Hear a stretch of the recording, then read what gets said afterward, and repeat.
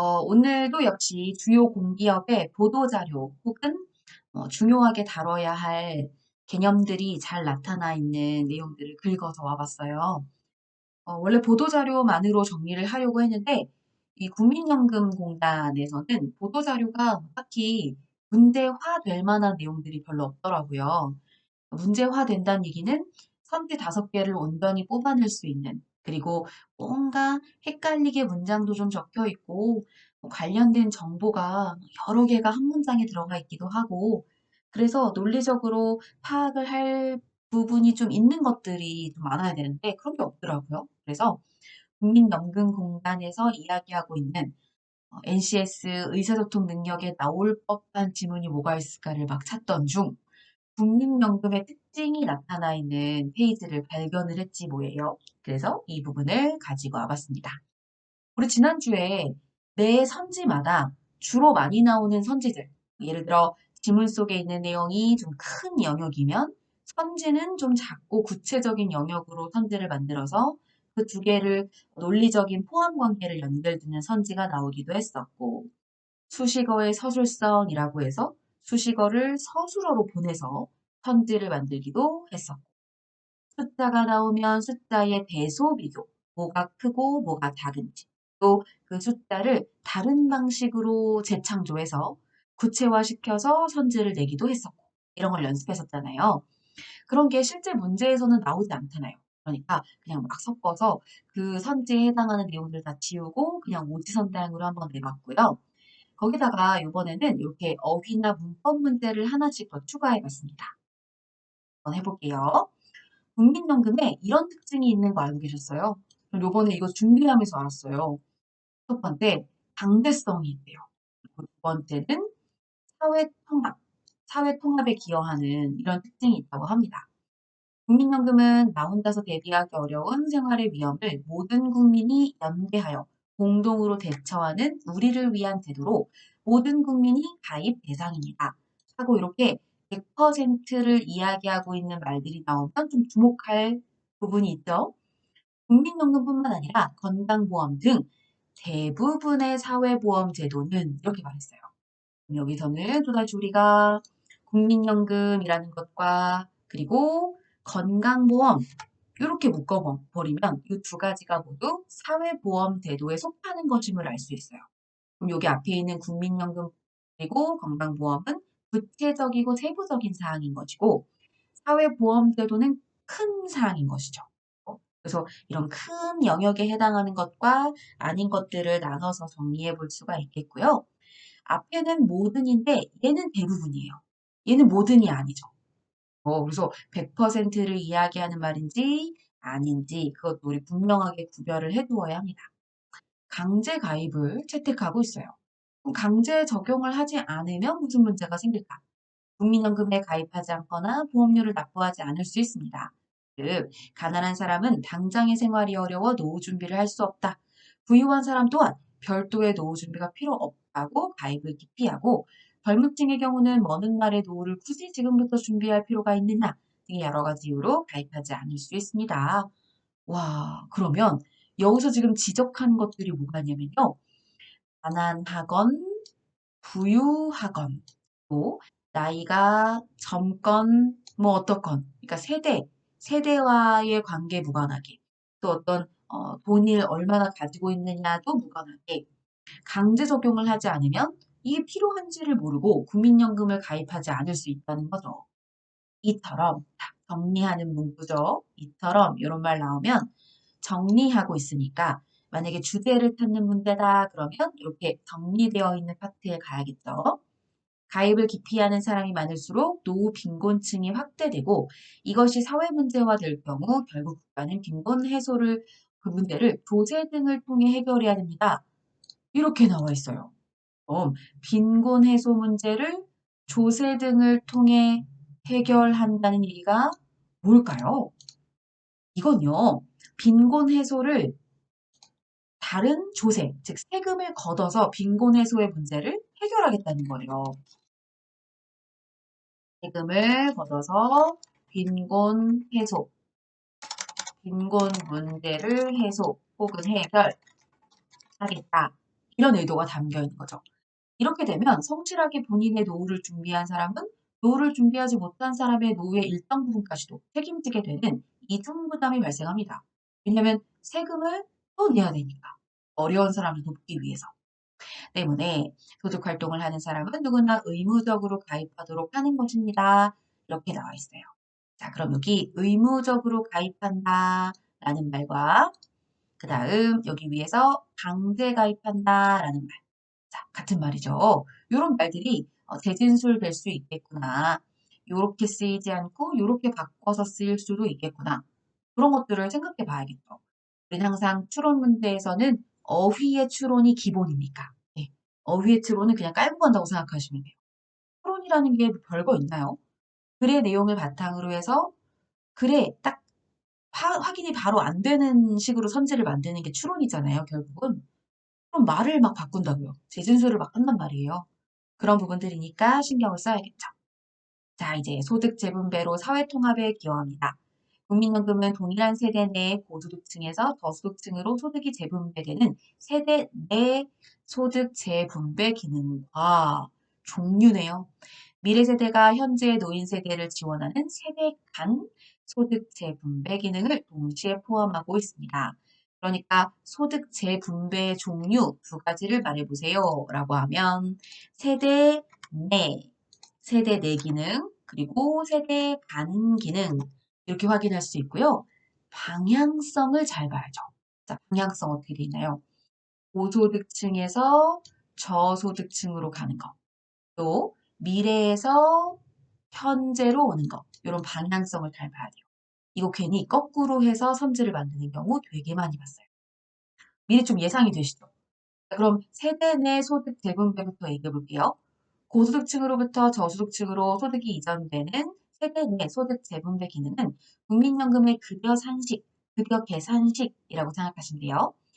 가입자 전체, 자, 이런 것도 100%에 해당하는 거죠. 네. 여기 모든 뭐 이런 식의 말들의 주의를 기울여야 하는 부분이에요. 평균 소득을 포함시켜 실현되고 있습니다. 간단하게 설명하면 저소득층 계층의 경우 전체 가입자의 평균 소득이 자신의 소득보다 높겠죠. 그럼 여기는 저소득 계층이 주어예요. 맞죠? 그러면 얘를 슬쩍 선지에서는 바꾼다고요. 전체 가입자의 평균 소득은 이렇게 이 뒤에 것을 즉 비교의 대상이었던 것을 주어로 바꾼 다음에 저소득 계층과 비교해 봤을 때 얘네는 높겠죠. 네. 그죠, 그죠. 그리고 저소득 계층을 주어로 하게 되면 낮겠고요. 그런 식으로 바꿔서 얘기할 수 있어요. 상대적으로 더 많은 연금을 받는 반면 저소득층이요.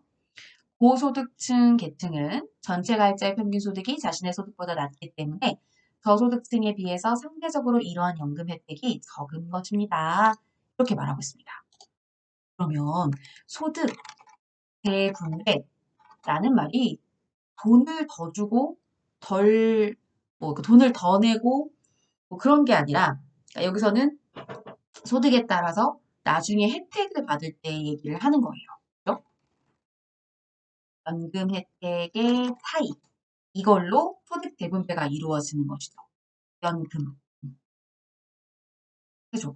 소득을 재분배한다고 해서 자 그러니까 뭐 고소득층 사람들이 돈을 더 내서 저소득층 사람들에게 얼른 줘. 막 이런 게 아니고요. 그냥 소득에 따라서 내야 되는 국민연금이 산정이 되고 그런 다음 나중에 혜택의 차이를 두어서 소득의 재분배 효과가 나올 수 있게 한다는 거구나. 이런 거죠. 이처럼 자, 또 이렇게 정리를 해주고 있습니다. 네. 제가 이 부분을 가지고 온 이유가 바로 이런 거예요. 뭔가 우리가 그동안 살펴봤었던 많은 피셋 지문, 뭐 NCS 의사소통 능력 지문 이런 게 패턴이 구체적인 내용 얘기하고 마지막에 이처럼 이와 같이 뭐 그렇게 마무리하는 것들이 이렇게 나오잖아요. 그러한 것들을 익숙하게 볼 필요가 있고 또 이따가 어휘 문제 얘기하면서도 볼 텐데요.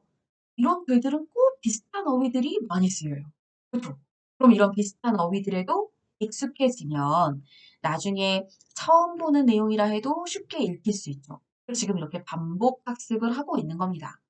이 지문이 나올지 안 나올지 뭐 예상을 할 수는 없지만 매번 이렇게 나올 법한 글의 흐름이 나타나 있는 그런 글들을 많이 읽어두는 거죠.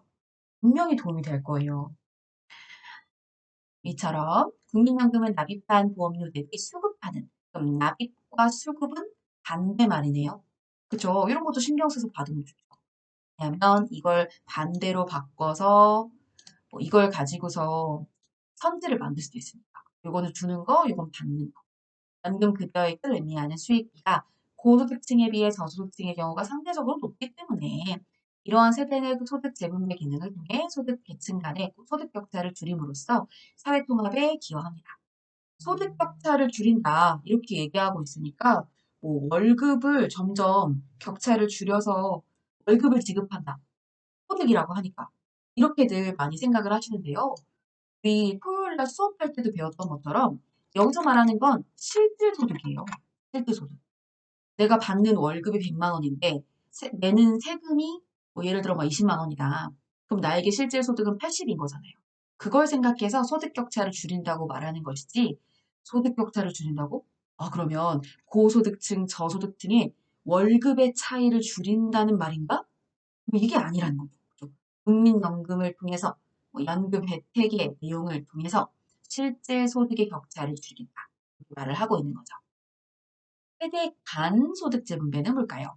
미래 세대가 현재 노인 세대를 지원하는 세대 간 소득 재분배 기능은 국민연금 제도 도입 후기 단계 가입자의 제도 수능성을 높이기 위해 도입하였습니다. 제도 수능성이라는 말은 그 제도에 사람들이 납득하게 만들려는 그런 특성을 제도 수능성이라고 얘기하는 거예요.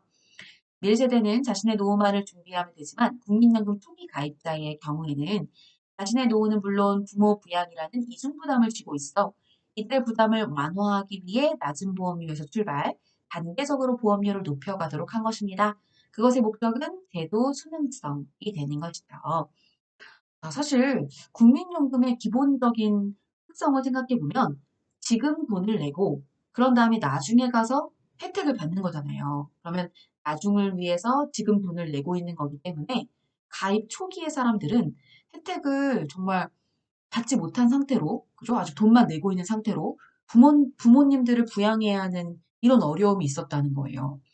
그렇기 때문에 그 사람들한테는 조금 낮은 보험료를 책정을 해서 국민연금을 내라고 하고 단계적으로 보험료를 높여가도록 했던 것이다. 라고 되어 있습니다.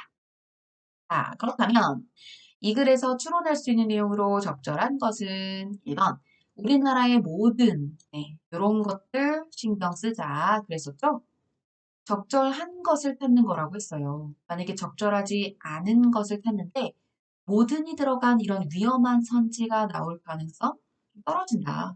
왜냐면 이렇게 한쪽으로 치우친 선지들은 이게 적절하다고 보기 어려울 수 있기 때문에 이런 건 적절하지 않은 거 나오기가 너무 쉬워요. 근데 문제가 적절하지 않으니다? 근데 이런 게 있다? 그럼 걔가 정답이 바로 나올 수 있기 때문에 아마 적절한 것을 묻는 그런 문제일 때 이렇게 나올 가능성이 있죠. 우리나라의 모든 사회보험제도가 아니고요. 대부분이라고 해야겠죠. 강제 가입을 제가 이렇게 재진술 해봤어요. 가입 여부를 선택할 수 없다. 이렇게 재진술 해봤습니다. 이렇게 나올 수 있고요.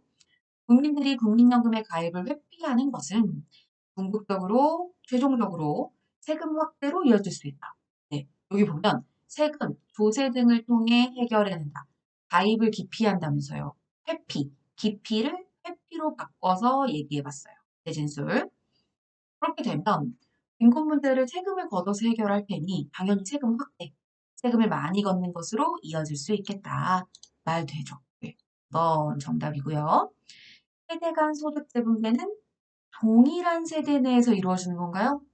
자, 3번 선지는 제가 왜 냈느냐 하면 선지만 읽어도 논리적이지 않은 선지이기 때문에 바로 걸러낼 수가 있죠. 세대 간이라면서요. 세대와 세대 간. 그럼 당연히 동일한 세대가 아니겠죠.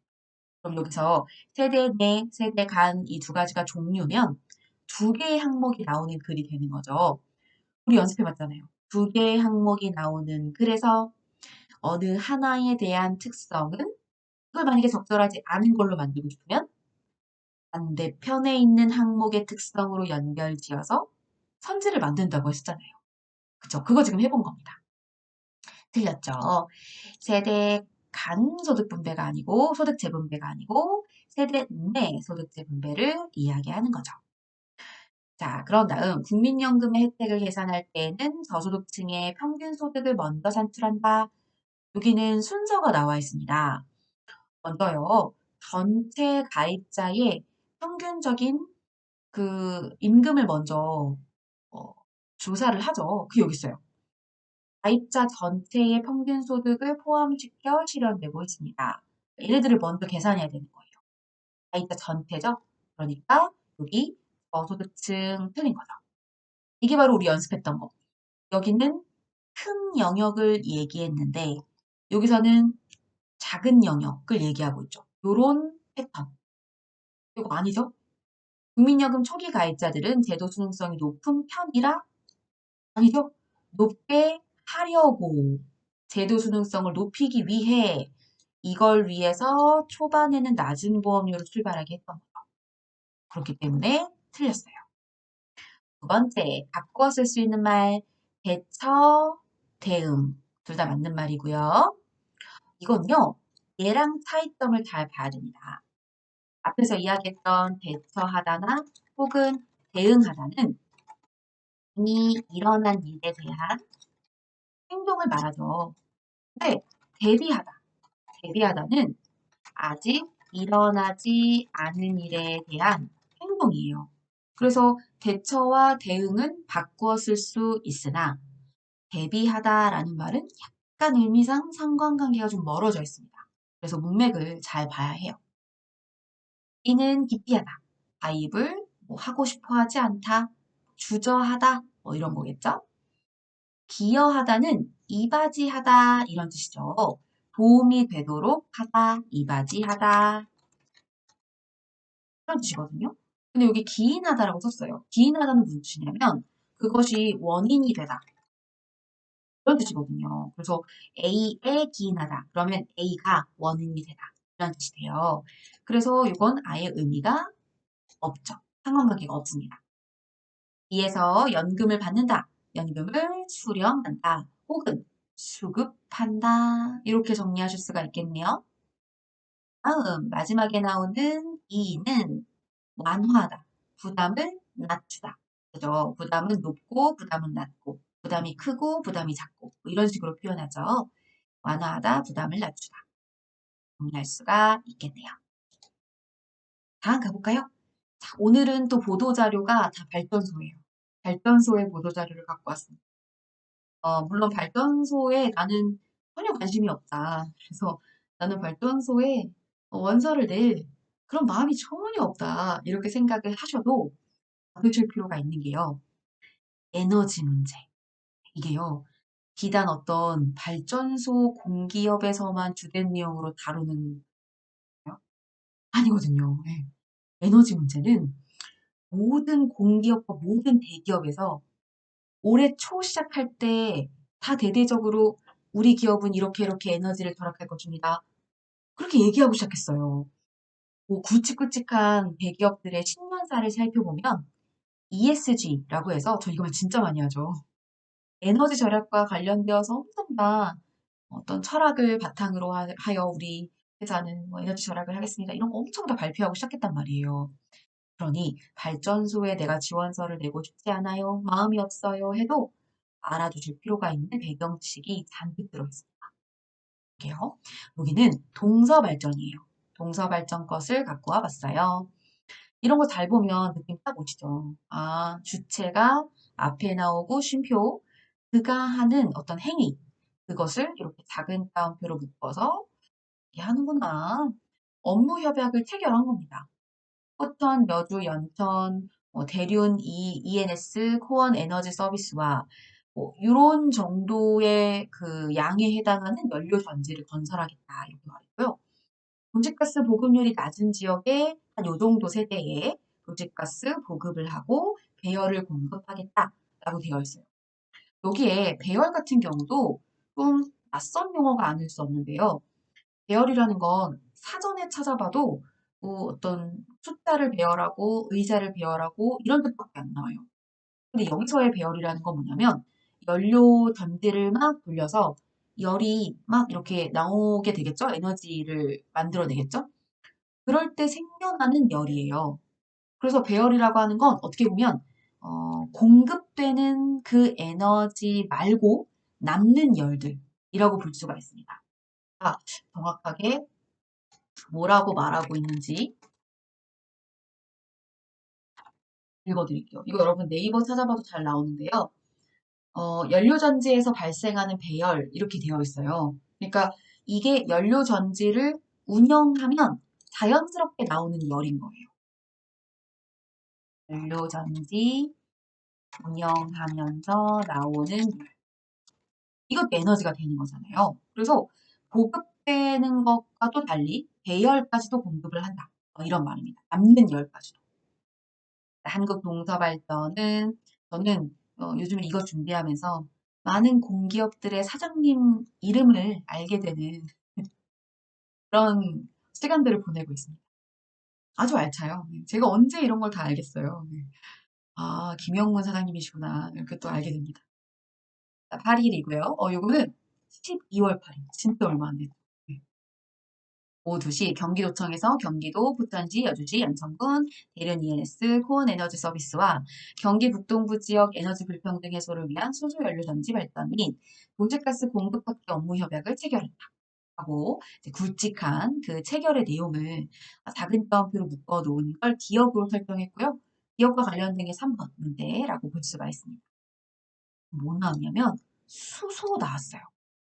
수소가 나오면 여러분은 아하 이것은 바로 친환경의 에너지를 개발하기 위해 노력하는 것이구나. 딱 느낌이 와야 됩니다. 네. 뭔가 재생에너지 같은 것도 많이 들어보셨죠? 태양열, 수력, 풍력 이런 거 있잖아요.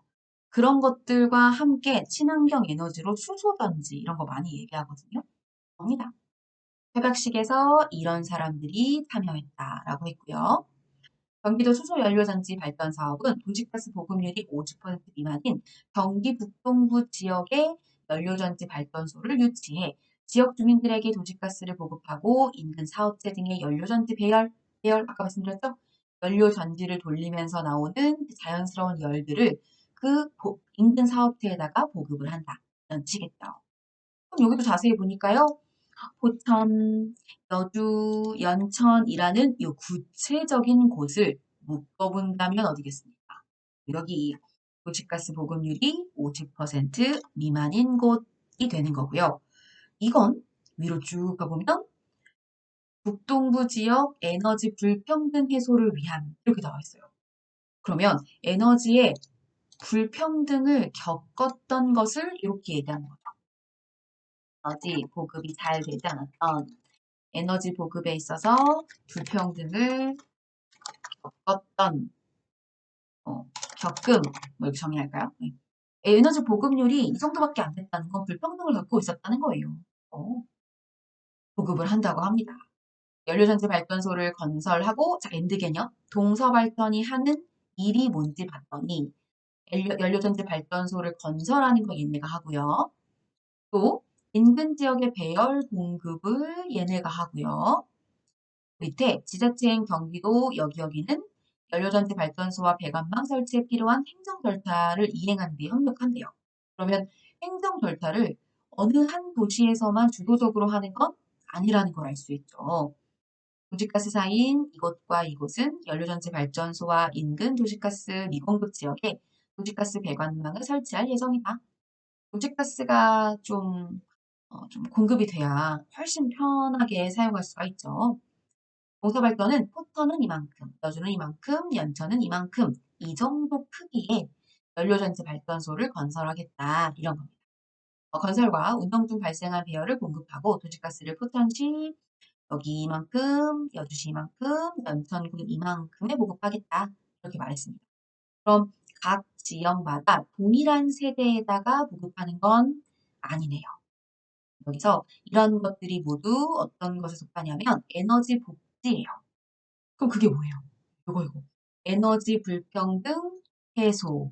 에너지 불평등 해소가 바로 에너지 복지. 같은 말인 거죠. 이런 식으로 바꿔서 낼 수 있겠다. 탄소 중립 성공적 이행을 위해 갑자기 탄소? 왜 나왔을까요? 여기 수소전지 이것 때문이에요. 수소 연료전지를 사용하면 석탄과 석유를 안 떼도 되잖아요. 그럼 탄소 떨어지죠. 네. 그거 얘기하는 거예요. 탄소 중립의 성공적 이행을 위해 2035년까지 온실가스 50% 감축과 신재생에너지 발전 비중 30%를 목표로 비중을 높이겠다는 거죠.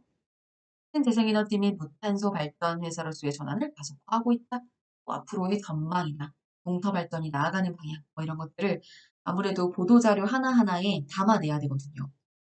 그래야 보도자료는 그냥 말 그대로 이런 협약을 했어. 이것만 알려주는 게 아니고요. 근데 이게 엄청 가치 있는 일이야. 우리가 가치 있는 일을 했어. 이렇게 어떤 선전의 방법으로 보도자료를 사용하기도 하기 때문에 항상 마지막에 그 기업에서 주된 캐치프레이즈나 한 해에 그 회사가 가지고 있는 주된 철학 뭐 이런 걸 얘기하게 되어 있어요. 그런 식으로 마지막이 잘 이루어집니다. 3번 문제. 기업을 통해 경기 북동부 지역에는 연료전지 발전소가 세워지게 될 것이다. 연료전지 발전소 건설의 내용이 이 협약에 들어있으니까요. 어? 동서발전은 이것의 주체로, 그죠? 협약을 체결한 주체가 바로 동서발전이잖아요. 주체로서 해당 지역의 연료전지 발전소를 건설하는 일에 관여하게 된다. 이렇게 확인할 수 있죠. 기억 이후에 이어지는 각종 행정 절차는 한 지역에서만 할 수 없고 행정 절차를 여러 곳에서 하게 되겠죠. 앞에서 얘기했던 보편, 여주, 연착. 동서발전은 기억을 통하여 각 지역의 동일한, 이것이 틀린 거죠. 동일한 수가 아니었어요. 600세대, 400세대, 그리고 1050세대, 이건 총이구나. 위에 보면은 세대 이렇게 되었기 때문에 동일한 건 아니죠. 동서발전의 탄소 중립 목표에 부합한다. 탄소 중립이 갑자기 나오는 말 같았잖아요. 자세하게 설명 안 해주죠. 우리 어떻게 해야 돼요? 수소 연료전지, 탄소 중립 이런 거랑 연결된다는 것을 알아야 풀 수 있겠죠. 따라서 여기는 정답 4번 이렇게 확인했고요. A부터 E의 사전적 의미. 이건 아마 읽으면서 보시지 않으셨을까 싶어요. 유치라는 것은 행사나 사업 따위를 이끌어 들이는 것. 이의 보급은 가지고 있거나 간직하는 것이 아니고 보급은 주는 거죠. 그래서 보급은 바꿔서 한번 정리를 해보면 보급은 물자나 자금 따위를 계속해서 대여줌이란 뜻이고요. 밑에 나오는 요 B에 요거는 뭐에 대한 설명이냐면 보유에 대한 설명이에요. 보유. 가지고 있거나 간직하고 있다. 이건 보유예요. 보유.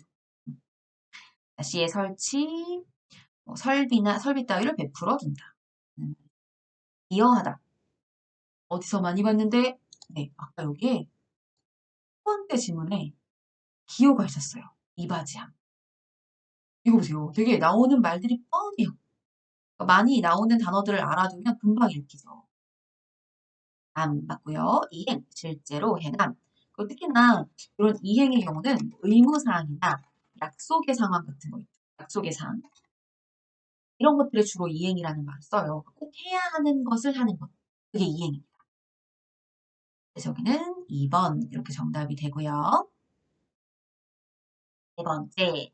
이번에는 중부 발전을 가지고 와봤습니다. 중부 발전에서는 요즘 뭐 어떤 일이 있나 했더니 세계 최초의 LPG, LNG 듀얼 모델 연료전지 준공. 최초 이런 거 되게 좋아하잖아요. 그래서 제 눈에 딱 띄었어요. 이건 11월 9일자 보도자료의 내용이고요. LPG는 우리 그 LPG 가스통 아시죠? 그거고 LNG는 도시가스잖아요. 그러니까 LPG로도 보급이 되고 LNG, 도시가스로도 보급이 되는 형태의 그런 연료를 생산할 수 있게 된다는 거예요. 얼마나 융통성이 있겠어요. 대단한 일인 거죠. 그 연료 전지를 우리 앞에서 이미 봤네요. 그죠? 그러니까 이거 너무 이미 다 봤던 거니까 다 기억할 수 있겠다 생각이 들죠? 친환경 발전, 이거 보세요. 탄소 중립, 친환경, 수소전지 이런 게 다 일맥상통하는 내용들이에요. 3만 가구에 공급 가능한 전력을 생산할 수 있게 될 거고요. 아파트 단지 이 정도, 또 광주광역시청 등 주변 지역 26개 기관에 열을 공급하게 될 거고요. 아마 이런 거 배열 공급이겠죠? 아까 우리 배웠잖아요. 연료 전지를 돌리면서 나오는 열, 그걸 그대로 공급을 해주는 거죠. 세계 최초 연료 다변화 신기술 상용화로 분산 전원으로서의 신사업 모델을 제시하고 있다. 이렇게 나와 있습니다. 분산 전원이라고 하는 말도 굉장히 많이 나오는 에너지 관련된 용어인데요. 왜 한번 생각을 해보면 전원이라는 건 우리 배웠었잖아요. 전원 믹스 이래가지고 에너지를 뽑아내는 그 기본적인 근원이 되는 것을 전원이라고 한다면 그 전원을 한 군데에서만 가지고 온다고 생각해 볼게요. 그러면 저쪽에 뭔가 사람들 많이 안 사는 곳에 뚝 떨어진 곳에 전원이 있어요. 거기서 에너지를 딱 만들어서 여러 배관망을 통해 각각의 지역으로 이동을 시킨다고 해볼게요. 그러면 중간에 이동되면서 손실이 되는 게 많겠죠. 그죠, 그죠. 아무래도, 어, 이런 거, 이런 거. 이거 마실래나? 저는 아침마다 샤워기를 틀면 뭔가 샤워기에서 떨어지는 물이 차갑게 느껴질 때가 있어요. 분명 나는 뜨거운 물을 틀었는데, 그게 저는 그거에 이렇게 공기 중에 나오면서 차가워졌다고 생각하거든요. 이게 관련된 예일지는 모르겠으나, 관련된 사례로 연결을 짓는다면, 배관망을 통해서 이렇게 타고 오면서 손실되는 열이 있단 말이에요. 근데 그 전원을 여기저기에다가 분산하여서 전원을 만드는 거예요. 여러 곳에 나누어 전원을 만드는 거죠. 그럼 뭐가 좋을까요? 아까 말했던 대로 손실되는 그런 에너지가 줄어들겠죠. 이런 좋은 점이 있어요. 그러니까 얼마나 절약을 할 수 있겠어요. 그래서 분산 전원을 할 수 있게 만들어주는 거고요. 앞에 연료 다변화 신기술 이랬죠? 그리고 여기 최초. 그럼 여기서 말하는 연료 다변화가 뭐겠어요? LNG, LPG 이거를 연료 다변화 신기술이라고 말하는 거겠죠. 이게 뭐에 대한 내용일까를 잘 연결지어서 이해하셔야 될 것 같아요. 중부발전은 이때 광주광역시 하수처리장에 있는 유휴부지는 놀고 있는 땅을 말하는 거예요. 거기에 연료전지 발전소 지었나 봐요. 그게 이거래요. 고을 에코에너지 연료전지 발전소. 그것에 준공식을 했습니다. 이 정도의 양의 연료전지 발전소의 본격적인 상업운전 개시를 알렸죠. 그러면 상업운전이 시작됐다는 거니까 이렇게 너희의 개시를 쓰면 안 되고 아이의 계시를 써야겠죠. 시작됐다라는 거니까. 이렇게 너희의 계시를 쓰면 부처님이나 하나님이 말하는 신이 얘기하는 걸 말하는 거거든요. 틀렸다. 이날 행사에서 이 사람이 이렇게 또 광주광역시장이 지금 누군지 알게 됩니다.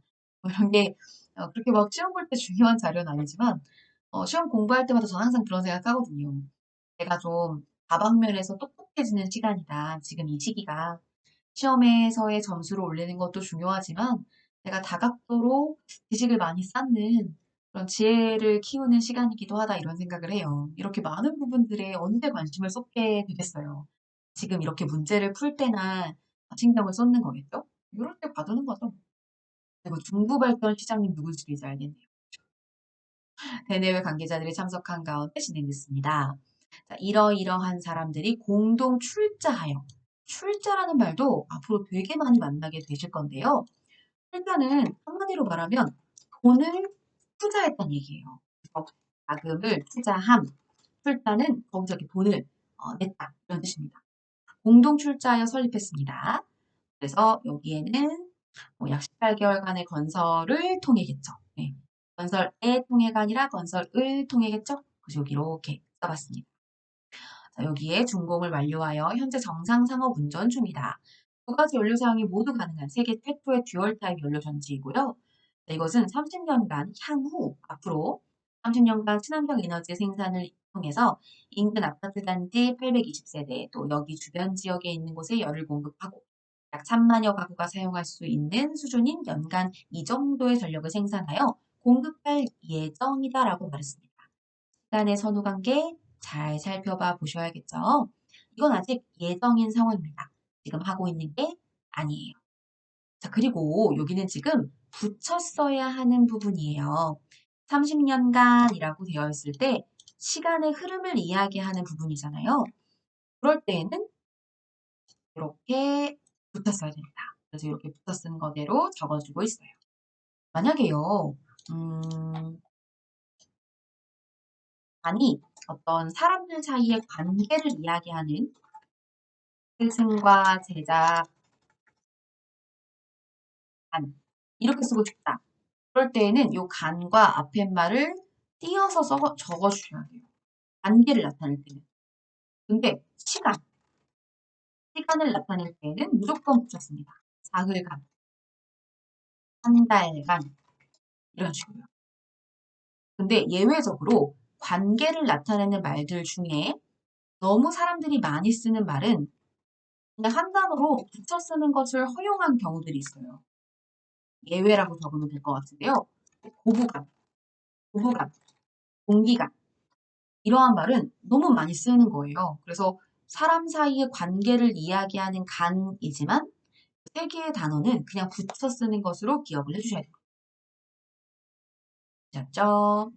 중구 발전은 이번 사업을 통해 정부 수소 경제 활성화 정책 이행, 이거 보죠. 또 이행. 진짜 많이 나오죠?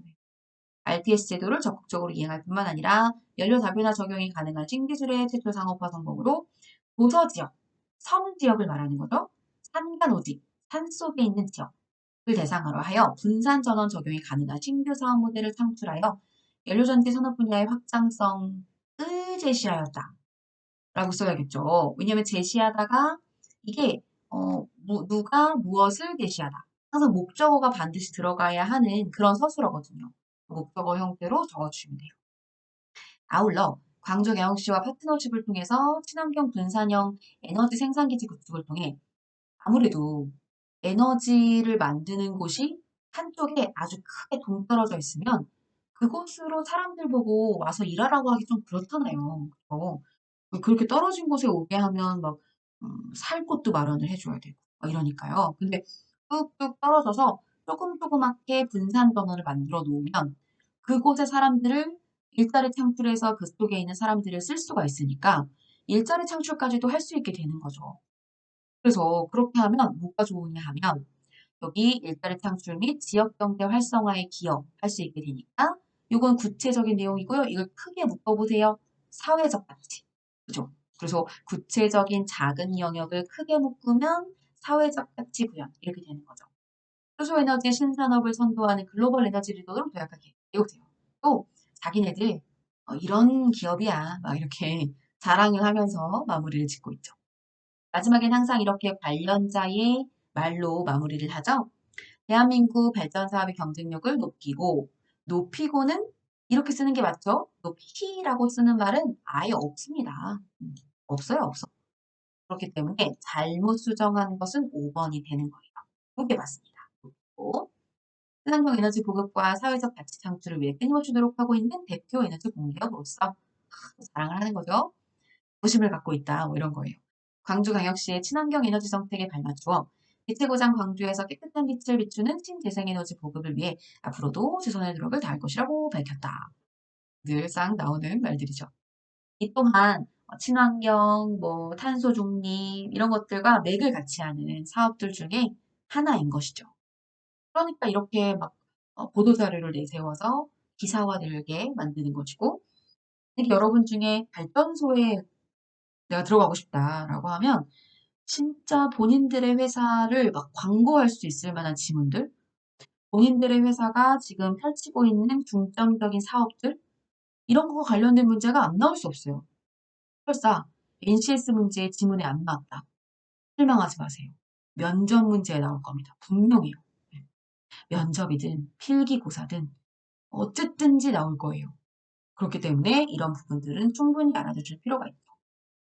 리콜 에코에너지 연료전지 발전소는 중부 발전의 단독 투자 만들어진 것이 아니죠. 단독이 아니다. 그럼 맞죠?